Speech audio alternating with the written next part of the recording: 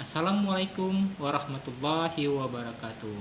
Perkenalkan, saya Hafiz Gunawan, dosen program studi Pendidikan Bahasa dan Sastra Indonesia, Fakultas Keguruan dan Ilmu Pendidikan, Universitas Muhammadiyah Bengkulu.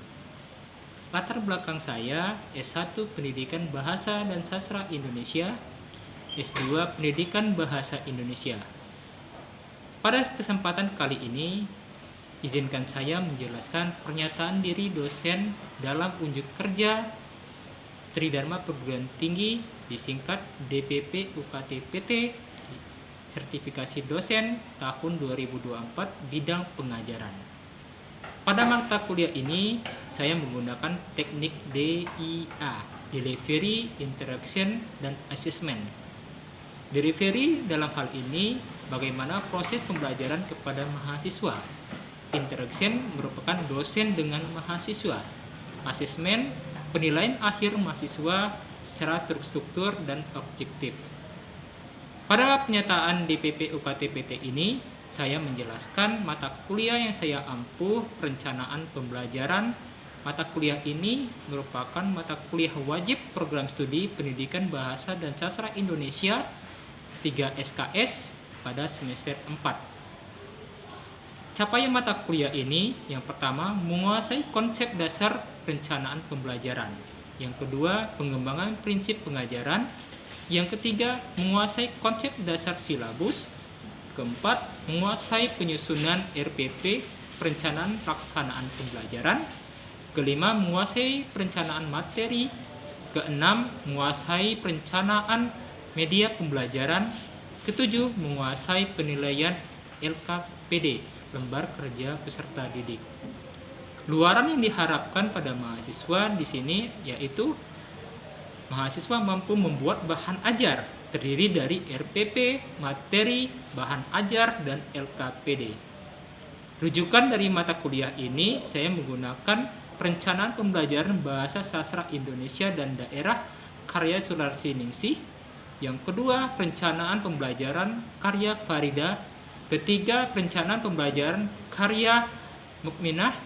Keempat, perencanaan pembelajaran karya Asep Ediana Latif. Baik, saksikan video pembelajaran saya.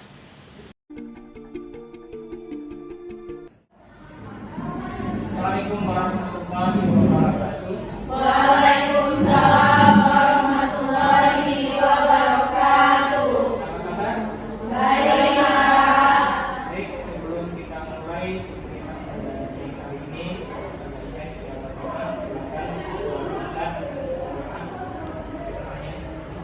Baiklah kawan-kawan, sebelum mulai pelajaran, alangkah baiknya kita belajar doa. Doa mulai. Selesai. Baik, kita masuk mata kuliah kita perencanaan pembelajaran. Sebelumnya, materi sebelumnya kita masuk perencanaan pembelajaran. Ada yang tahu apa itu perencanaan pembelajaran? Ya, silakan. Perencanaan pembelajaran adalah sebuah sistem yang terarah yang digunakan guru dalam mencapai tujuan pembelajaran. Rencana itu bisa berbentuk RPP, silabus, arus baku, media pembelajaran, alat pembelajaran, dan sebagainya. Ya, bagus. Ada yang tahu manfaatnya? Ada yang masih ingat? Ya. Menurut Abdul Majid, manfaat perencanaan pembelajaran yaitu yang pertama sebagai petunjuk arah kegiatan dalam mencapai tujuan, yang kedua sebagai pola dasar dalam mengatur tugas dan memenang setiap unsur yang terlibat dalam kegiatan, yang ketiga sebagai pedoman kerja bagi setiap unsur, baik untuk guru maupun unsur murid, yang keempat sebagai alat ukur efektif tidaknya suatu pekerjaan sehingga setiap saat diketahui ketetapan dan kelambatan kerja. Yang kelima untuk bahan penyusunan data agar terjadi keseimbangan kerja. Yang keenam untuk menghemat waktu, tenaga, alat-alat, dan biaya. Ya, terus ada lagi yang tahu fungsinya? Ya, silakan. Menurut saya fungsi mendukung perencanaan pembelajaran bisa baik. Yang pertama memberi guru pemahaman yang lebih luas tentang tujuan pendidikan sekolah. Yang kedua, membantu guru memperjelas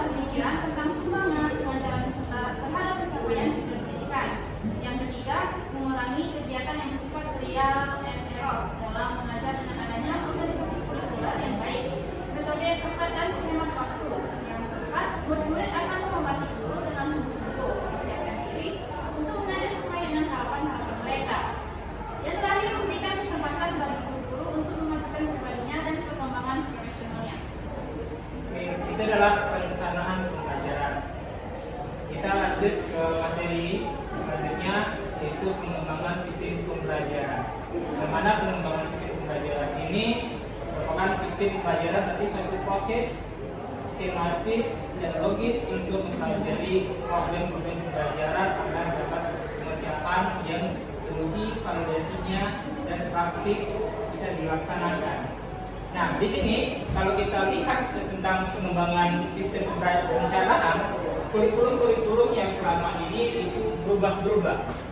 Ada yang tahu? Misalnya kurikulum 94, terus kurikulum K13 sebelumnya ada KPSP, terus ada kurikulum KPK, sebelumnya lagi ada kurikulum KBK. Itu yang pernah kalian pelajari ketika di SMK. Mungkin di SMP prosesnya itu kurikulum pada saat ini berubah-berubah. Baik dari tahun 68, 94, 2006 dan 2013. Nah, pengembangan ini berdasarkan empiris. Pengembangan berdasarkan empiris ini merupakan pengembangan berdasarkan pengalaman, di mana pengalaman ini diperoleh melalui kegiatan empiris, yang diantaranya hal tersebut dilaksanakan melalui studi penelitian. Penelitian di sini pengalaman diterapkan dari tahun 68, tahun 94 pada saat itu KBK, terus tahun 2006 KPSP, dan sekarang itu kurikulum K13. Nah, itulah perubahan kurikulum. Berikutnya ada yaitu prinsip yang telah teruji, yang mana proses yang sistematis mengembangkan sistem institusional perencanaan pembelajaran atas prosedur sistematis. Contohnya, misalnya proses belajar membentuk beberapa komponen anggotanya, bentuk sistematis, komponen belajar, mengajar, tujuan pembelajarannya. Apa sih tujuan pembelajarannya? Misalnya pada pengembangan perencanaan, apa sih tujuan pembelajarannya? Tujuannya apa? Bagaimana mahasiswa itu mampu membuat RPS. Nah, kalau di sekolah adalah mampu membuat RPP, sehingga mahasiswa mampu membuat tujuan pembelajaran, membuat RPP-nya bagaimana, terus ada media pembelajarannya, ada bahan ajarnya, terus ada alat PD, materi, itu yang dibuat oleh seorang guru. Terus ada komponennya, ada yang murid, ada yang guru, konsep pembelajaran seperti apa, ada konsepnya seperti apa. Misalnya ada metode pembelajaran. Ada metode pembelajaran itu ada diskusi, terus ada ceramah, ada debat. Nah, itulah konsep pembelajaran yang kita akan lakukan. Sehingga ketika kita belajar, kita terapkan. Kita menggunakan yang mana? Apakah ceramah, bisa diskusi, terus bisa debat. Ya silakan dilihat nanti. Yang pastinya setiap pembelajaran itu berbeda-beda. Setiap guru memiliki kompeten masing-masing. Itu disesuaikan dengan pembelajaran pada saat itu, apa yang disesuaikan. Terus berikutnya pengamatan tepat, yang mana pengamatan dapat dijadikan dasar membangun sistem perencanaan. Dalam perencanaan ini tujuannya, bahannya ada, tekniknya ada, medianya ada, terus adanya evaluasi. Sehingga setiap guru itu wajib memiliki ada bahan ajar. Ya, setiap guru harus memiliki ada bukunya, bahannya dari mana. Tidak hanya satu buku bahan ajar, banyak buku-buku yang ada. Terus ada yang lainnya percobaan terkontrol, sehingga percobaan termasuk pada kegiatan penelitian. Percobaan dilakukan dasar pengembangan sistem perencanaan pembelajaran adalah percobaan terkontrol. Misalnya ilustrasi tentang tingkat perkembangan kemampuan berpidato. Tadi setelah tentang kita ambil tentang pidato. Silakan dicari Atau bisa juga tentang apa? Tentang puisi. Jadi, nanti dilihat seperti apa membaca puisi. Apa sih yang akan dinilai membaca puisi? Ekspresi, mimik, intonasi, ini yang dilihat. Sehingga ketika kita melakukan pembelajaran, bisa kita melakukan, misalnya medianya apa? Bisa video, membaca puisi. Kita tunjukkan videonya bagaimana cara membaca puisi yang baik dan benar, sehingga jangan sampai salah mengartikan ketika membaca puisi. Itulah yang disampaikan ada di ekspresi. Ketika mengekspresikan, dia tunjukkan bagaimana membaca puisi. Itu yang harus kita membuatkan medianya sehingga tujuannya ingin disampaikan tercapai. Terus paradigma pembelajaran efektif. Bentuk efektif itu pembelajaran PAIKEM. PAIKEM apa? Efektif, aktif, inovatif, kreatif, efektif, dan menyenangkan. Itu adalah pembelajaran PAIKEM. Nah, di sini untuk mencoba tingkat dalam pembelajaran, siswa menyusunlah sebuah perencanaan. Sehingga ketika kita menyusun perencanaan itu, di situ akan tertuang apa sih direncanakan pembelajaran ini, dituangkan dalam RPP-nya, sehingga adanya RPP itu untuk memudahkan kita melaksanakan pembelajaran. Nah, pada saat ini di sini ada yang ditanyakan.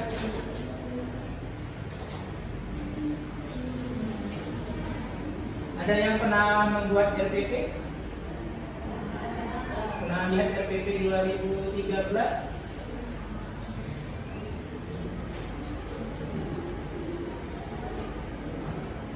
Atau pernah melihat RPP kurikulum Merdeka? Nah, di situ akan dituangkan tujuan pembelajarannya, sehingga bukan kita buat RPP itu memperumit kita, tetapi adanya RPP untuk memudahkan kita. Baik, itu sebatas materi. Ada yang ditanyakan lagi tentang materi kita pada hari ini, dasar pengembangan sistem perencanaan pembelajaran.